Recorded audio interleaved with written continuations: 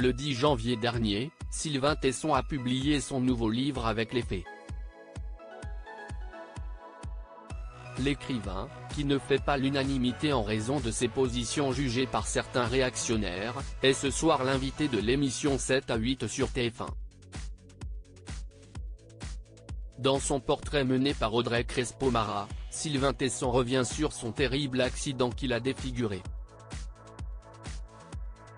Son terrible accident, Sylvain Tesson en a déjà parlé à de multiples reprises.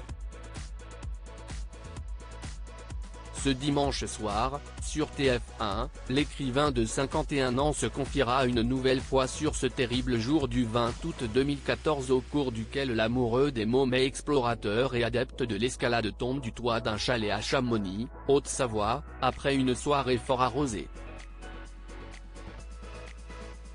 Sa chute est extrêmement grave puisqu'elle est d'une hauteur de 10 mètres. Il est conduit en urgence à l'hôpital d'Annecy, traumatisme crânien, multiples fractures, coma artificiel, le bilan est très lourd pour celui qui était sans cesse en quête de sensations fortes. Sylvain Tesson obligé de vivre à un autre visage invité dans 7 à 8 ce soir, dans le portrait d'Audrey Crespo-Mara, Sylvain Tesson revient sur son accident et les séquelles qui en ont été la conséquence.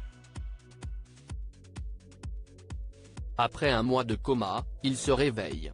J'ai la tête de travers, comme peut-être vous vous en apercevez, le visage disgracieux. Et puis du métal dans le dos, du métal dans l'œil. Je suis cloué de partout, confie-t-il dans un premier temps à Audrey Crespo-Mara, comme on le découvre dans l'extrait déjà mis en ligne sur les réseaux sociaux de 7 à 8. Plus sérieusement, ce n'est pas agréable parce qu'on se réveille avec un autre visage et on s'aperçoit qu'il va falloir vivre avec un autre et de surcroît, cet autre-là est vous-même. Si est-il à double peine, poursuit l'écrivain. Sylvain Tesson poursuit son témoignage en indique que son visage défiguré n'a pas été la principale séquelle était que mon corps était moins capable. Or j'avais besoin de ce corps puisque c'était mon véhicule et que j'ai voué ma vie au mouvement et au voyage. Contraint à une toute autre vie, Sylvain Tesson se lance dans une rééducation très particulière mais qui lui convient, parcourir la France à pied.